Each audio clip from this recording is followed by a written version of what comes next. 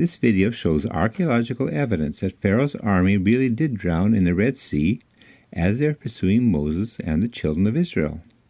Before we discuss that, let's start with some background.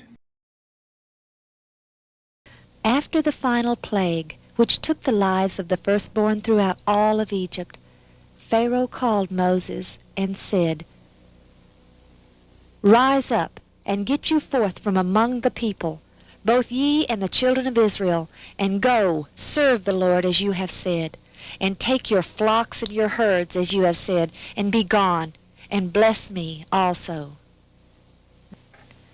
With sandaled feet and staff in hand, the people of Israel had stood hushed, awed, yet expectant, awaiting the royal mandate that they should bid them go forth. Before the morning broke, they were on their way. In 1978, temporarily unable to continue work on Noah's Ark, Ron Wyatt took his two sons, Danny and Ronnie, to a site in Egypt he believed might be where the Red Sea crossing took place. When they arrived at the site on the Gulf of Aqaba, they found a Phoenician-style column lying on the beach. The water had eroded away the inscription, but in 1984, Ron found a matching column on the opposite shore in Saudi Arabia, still standing, with the inscription still intact.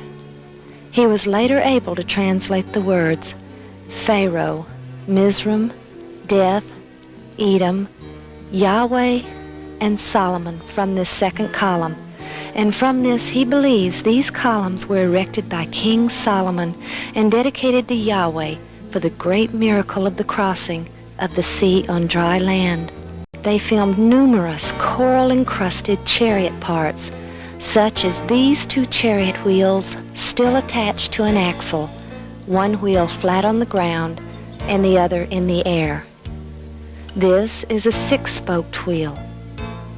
He retrieved a chariot wheel hub, which he presented to Nassif Mohammed Hassan, who was the director of antiquities in Cairo. But the most astounding find was this gold-veneered four-spoke chariot wheel, which he was able to video in March of 1988, but he was unable to retrieve it as the wood had disintegrated, leaving only a thin gold shell. There were many factors which led Ron to this site, but three were most compelling.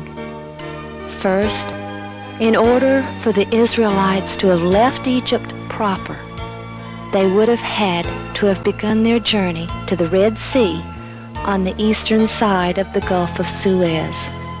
This left only the Gulf of Aqaba. Second, there is only one place along the shoreline of the Gulf of Aqaba which could hold the perhaps 3 million people. This area is so large it can be seen from this satellite photo. And finally, when Ron studied the bathymetric maps of the British Admiralty in London, he saw a perfect underwater pathway led across the Gulf at this point.